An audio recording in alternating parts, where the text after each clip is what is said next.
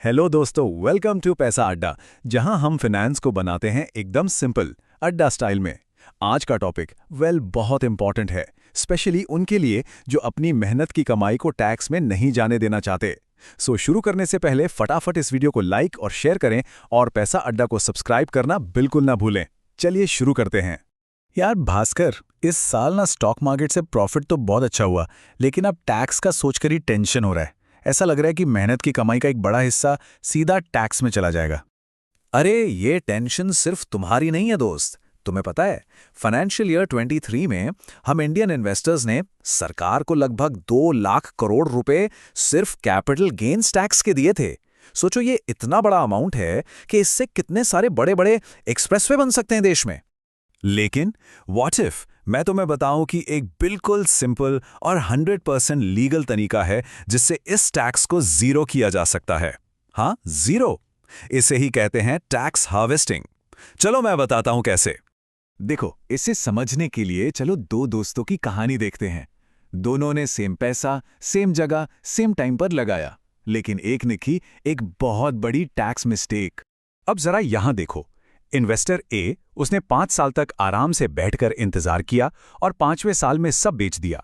Profit हुआ 7.5 लाख का, जिस पर उसने 78,125 रुपए का टैक्स भरा। दूसरी तरफ इन्वेस्टर बी, उसने थोड़ी सी स्मार्ट प्लानिंग की और उसने दिया 0 टैक्स। सोचो, सेम इन्वेस्टमेंट, सेम प्रॉफिट। फर्क था तो सिर्फ प्लानिंग का। ये कोई जादू नहीं है भाई, ये सरकार का ही बनाया हुआ एक रूल है। इनकम टैक्स का सेक्शन 112A ये कहता है कि अगर आपने अपने शेयर्स या इक्विटी म्यूचुअल फंड्स को 1 साल से ज्यादा होल्ड करके बेचा है तो पहले 1 लाख रुपए के प्रॉफिट पर आपको कोई टैक्स नहीं देना है। मतलब हर साल 1 लाख का मुनाफा टैक्स फ्री। इसको ना सिंपल भाषा में समझो, ये सरकार की तरफ से हर साल मिलने वाला एक फ्री टैक्स कूपन है। अगर इस साल यूज नहीं किया ना तो ये लैप्स हो जाएगा। यूज इट और लूज इट वाला हिसाब है। हमारे इन्वेस्टर बी ने बस हर साल अपना कूपन इस्तेमाल कर लिया। अरे वाह, ये तो कमाल है। लेकिन भास्कर, एक मिनट, जो लोग मेरी तरह एसआईपी करते हैं उनका क्या? हमारी तो हर महीने की यूनिट्स अलग अलग प्राइस पर आती हैं, हम कैसे करेंगे? अरे एसआईपी वालों के लिए तो ये और भी आसान है। तुम्हें बस 31 मार्च से पहले ये 3 सिंपल स्टेप्स फॉलो करने हैं। पहला, देखो कि तुम्हारा टोटल लॉन्ग टर्म गेन कितना है। दूसरा, सिर्फ उतनी ही यूनिट्स बेचो जिससे तुम्हारा प्रॉफिट 1 लाख के अंदर अंदर बुक हो जाए। और तीसरा, अगर तुम्हें इन्वेस्टेड रहना है तो बस उसी पैसे को वापस इन्वेस्ट कर दो। सिंपल। और मजे की बात तो ये है कि सिस्टम तुम्हारी मदद करता है। एक रूल होता है FIFO, यानी फर्स्ट इन फर्स्ट आउट। इसका मतलब है कि जब तुम यूनिट्स बेचते हो तो सिस्टम ऑटोमेटिकली तुम्हारी सबसे पुरानी वाली यूनिट्स पहले बेचता है। और जाहिर है, उन्हीं पर प्रॉफिट भी सबसे ज्यादा होता है और वो लॉन्ग टर्म की डेफिनेशन में भी फिट बैठती हैं। ठीक है, प्रॉफिट का तो पूरा फंडा क्लियर हो गया, ये बहुत बढ़िया है। लेकिन मेरे पोर्टफोलियो में कुछ स्टॉक्स तो लॉस में भी हैं, तो क्या लॉस में भी कोई फायदा हो सकता है? बिल्कुल, असली स्मार्ट इन्वेस्टर की पहचान यही है, वो लॉस में भी फायदा ढूंढ लेता है। तुम अपने पोर्टफोलियो के लॉस को एक टैक्स शील्ड की तरह इस्तेमाल कर सकते हो। इस टेक्निक को कहते हैं टैक्स लॉस हार्वेस्टिंग। चलो इस एग्जाम्पल को देखो। मान लो तुम्हारा शॉर्ट टर्म गेन हुआ 75,000 रुपए। इस पर 15% के हिसाब से तुम्हें 11,250 रुपए का टैक्स देना पड़ता। लेकिन तुम्हारे पोर्टफोलियो में एक और स्टॉक है जो 40,000 के लॉस में चल रहा है। अब तुमने स्मार्ट वर्क किया और उस स्टॉक को बेचकर 40,000 का लॉस बुक कर लिया। तो तुम्हारा टैक्सेबल गेन अब कितना बचा? सिर्फ 35,000 रुपए, और इस पर टैक्स बना सिर्फ 5,250 रुपए। मतलब सीधे सीधे 6,000 रुपए का टैक्स बचा लिया। हाँ, पर इसके कुछ रूल्स हैं, ध्यान से सुनना। शॉर्ट टर्म लॉस वो सुपर फ्लेक्सिबल है, उसे शॉर्ट टर्म और लॉन्ग टर्म दोनों गेन्स के खिलाफ एडजस्ट कर सकते हो। लेकिन लॉन्ग टर्म लॉस वो थोड़ा स्टबन है, वो सिर्फ लॉन्ग टर्म गेन्स के खिलाफ ही एडजस्ट होता है।